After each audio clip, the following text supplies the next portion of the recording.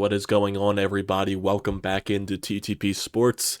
And I guess to start off everything, Merry Christmas to everybody here that will be tuning into this video. Merry Christmas to all the subscribers that are subscribed here to the channel. I appreciate every one of you. Hopefully everyone enjoyed their, past 2 days with, family and loved ones and all that stuff, however you celebrate the holidays. And, yeah, continuing back onto the grind.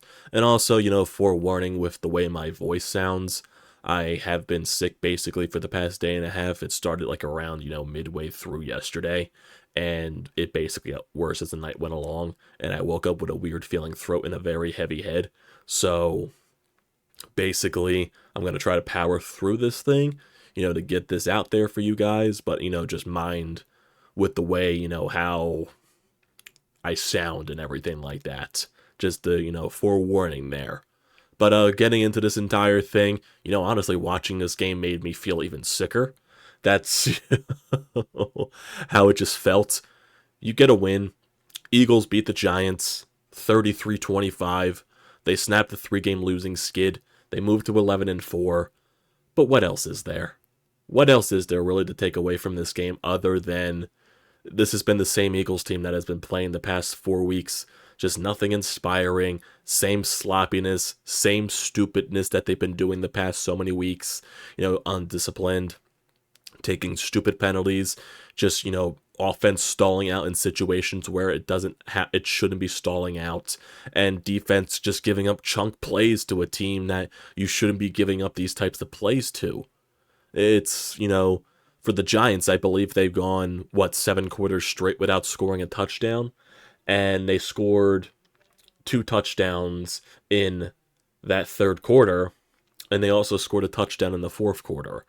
Tommy DeVito was terrible. He is not a good quarterback. Yep, nice story that he was the past, 3-game winning streak that he had with this Giants squad. For some reason, Tyrod Taylor comes in, and he's completely torching you with his legs and, some deep passes on blown coverages by James Bradbury and Reed Blankenship. It's a joke. It's a joke. And some of the plays that Jalen made today, like, he had a solid first half, but, that play at the end of the first half where he's running and he does not run out of bounds. You don't have any timeouts left. There's 4 seconds left on the clock. You go down. You don't go out of bounds to stop the clock. The only reason the clock stops and you're able to kick a field goal in that situation is just because the Giants took a stupid penalty in that scenario, and that's the difference between these two teams. The Eagles really only won this game because of pure talent. They didn't win this thing because they looked good. They didn't win this game because of anything else. They won this game because they're more talented than the New York Giants. Like, that was the bottom of the barrel there, in my honest opinion. A.J. Brown made some great plays. DeAndre Swift was huge for you. Finally getting utilized very consistently. Even though it didn't feel like he was being used consistently in certain points of the game. It was a very up and down usage of game for, DeAndre Swift. It was just a very, very weird game. And then you get the pick 6 by the Giants when Dallas Goedert slips on the turf. And then you get at the start of the second half with Zacchaeus and Boston Scott running into each other. And speaking of Boston Scott, they don't use the giant killer in Boston Scott. So many people that bet on this game, most likely having Boston Scott in their parlays, didn't win anything in that situation.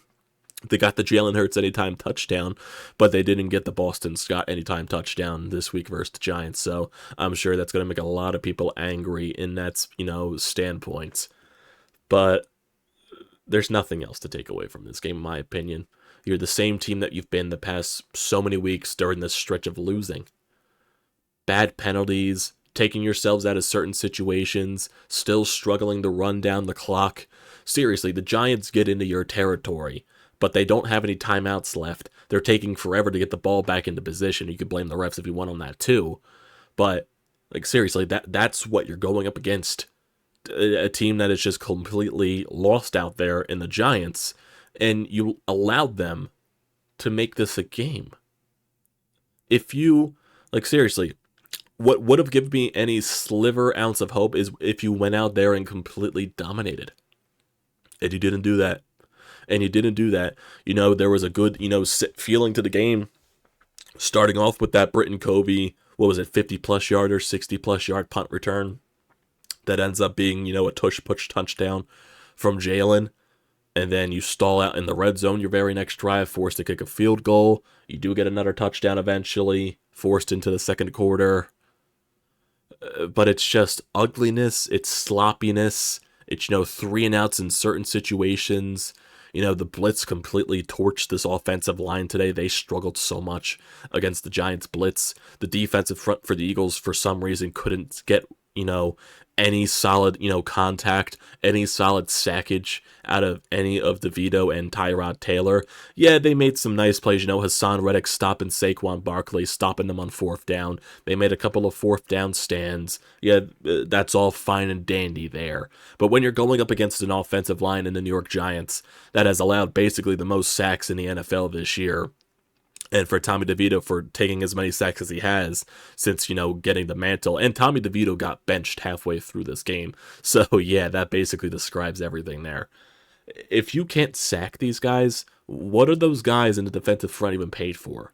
Seriously, there was so much hype around this defensive front, getting to the quarterback, getting sacks. Yes, it wasn't going to be a replication of last year. No one expected that. No one expected that at all. It was going to be impossible to replicate 70 sacks that you had last year.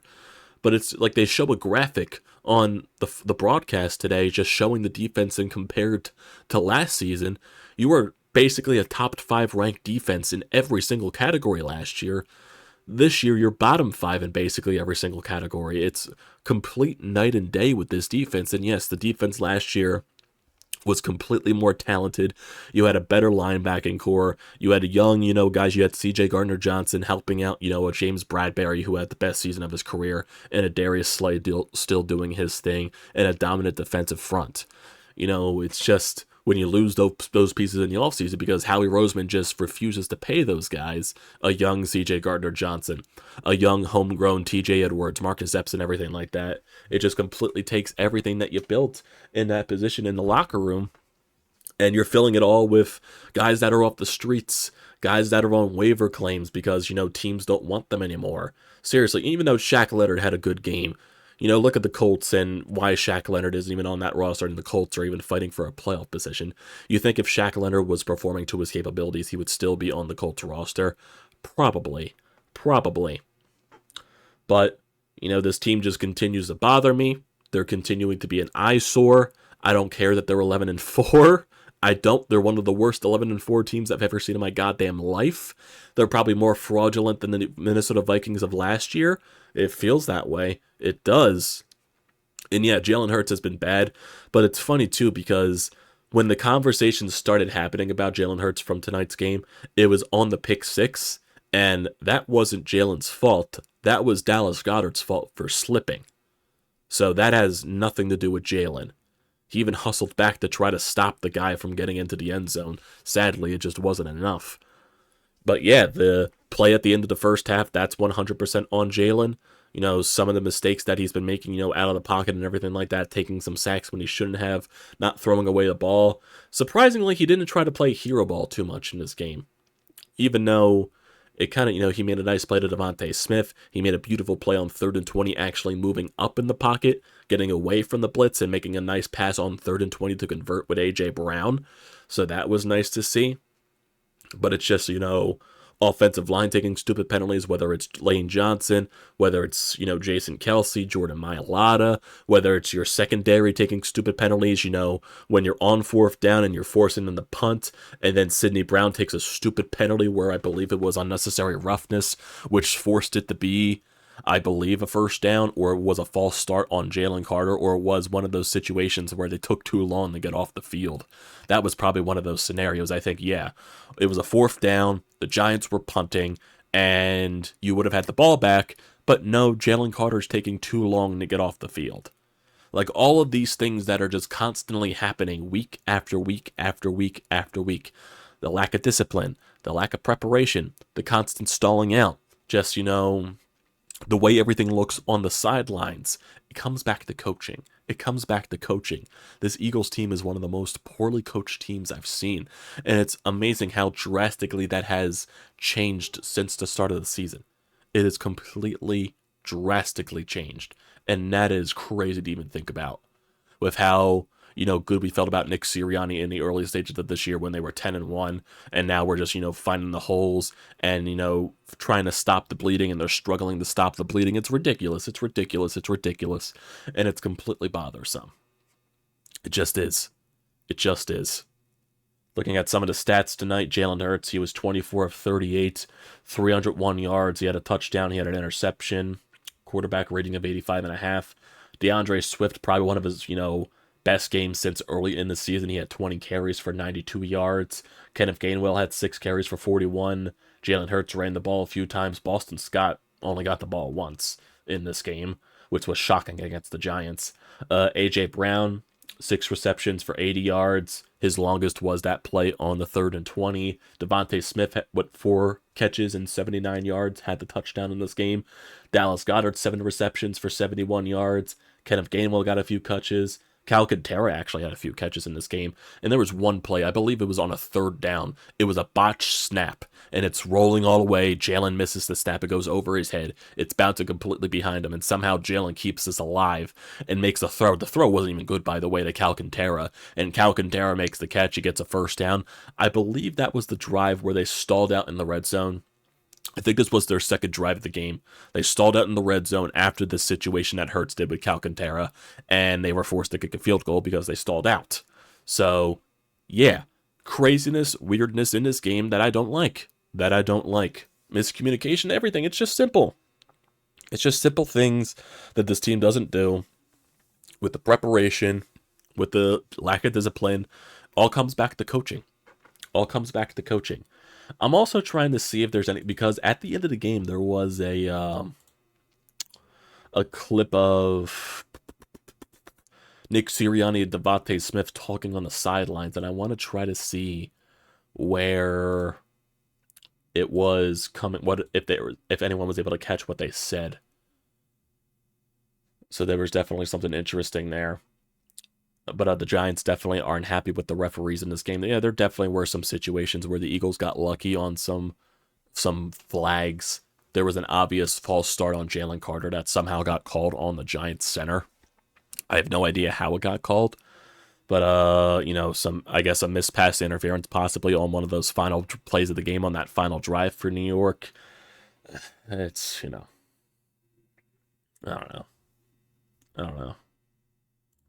I don't know. It's just completely annoying watching this team.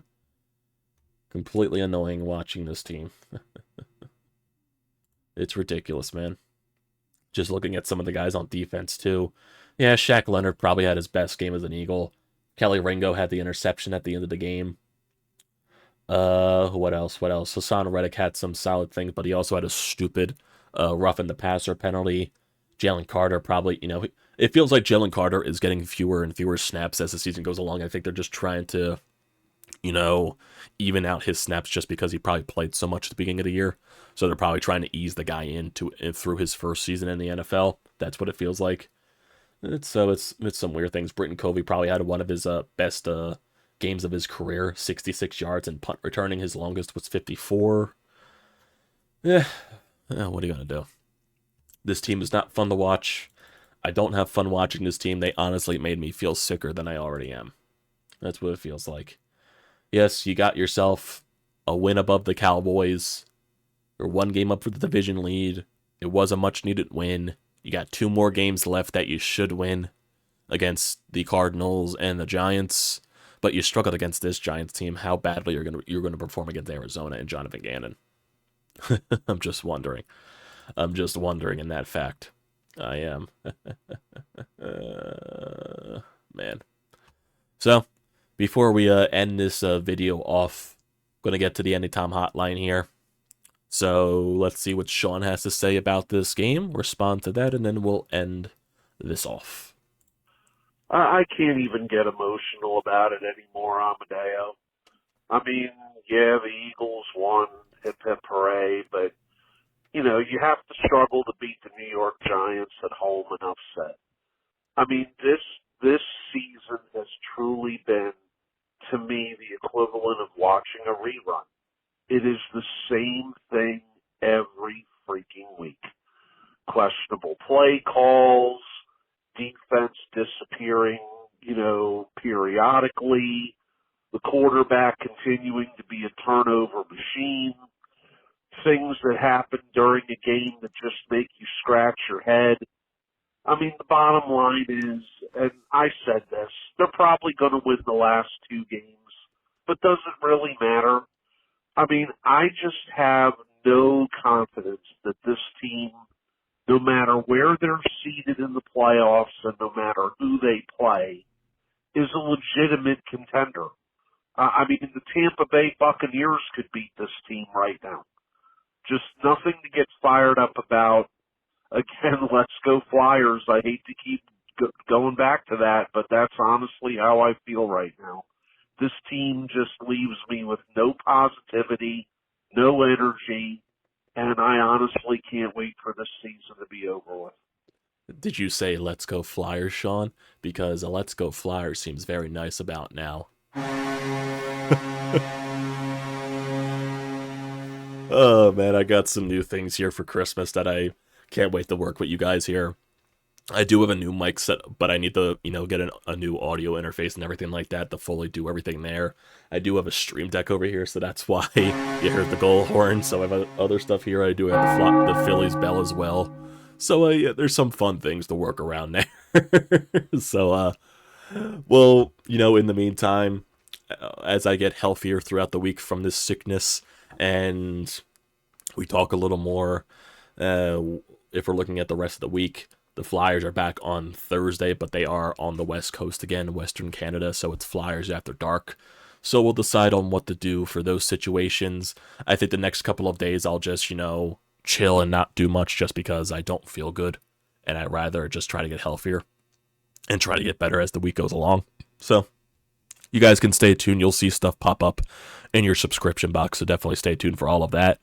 But yeah, I appreciate everyone here for joining whenever you are watching this. Like I said in the beginning, I hope everyone enjoyed their, holiday weekend here, Christmas Eve, Christmas, spending times with the family and everything like that. So hopefully everyone enjoyed that there. The Eagles get a win, but at the end of the day, does it really mean much? It doesn't really feel like anything to me. It just doesn't. It just feels like, they won. They won. Well, that's going to do it, everybody. Don't forget to leave a comment in the comment section down below. Don't forget to drop a like. Don't forget to hit that subscribe button. It does me a great deal of service. Also, don't forget to use the code TTPSPORTS, $20 off your first purchase at SeatGeek. Great deal. Don't pass it up. Thanks, guys, for joining tonight whenever you are watching this. Merry Christmas to all of you, and I'll see you next time.